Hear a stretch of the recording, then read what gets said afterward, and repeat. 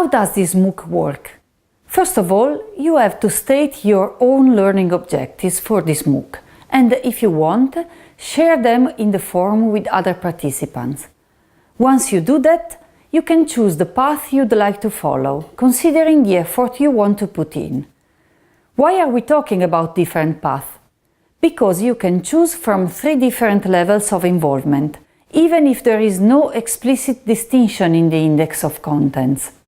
You can choose the reading path, which consists in going through all the sections of this course, one by one, and reading all contents and watching all videos. Or you can consider the communication path, in which you add to the previous activity some written interactions with other participants that have been suggested along the way using the forum.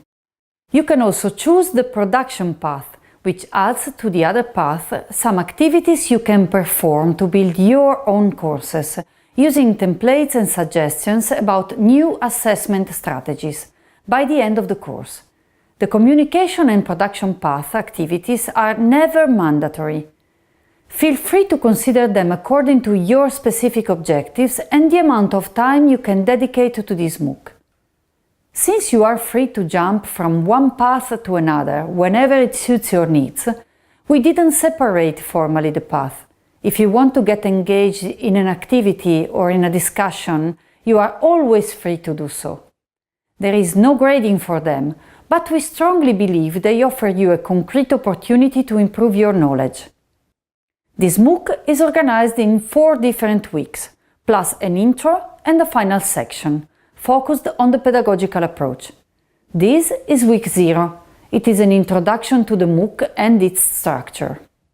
From week 1 to week 4, you'll find the core part of the MOOC, dealing with new assessment strategies.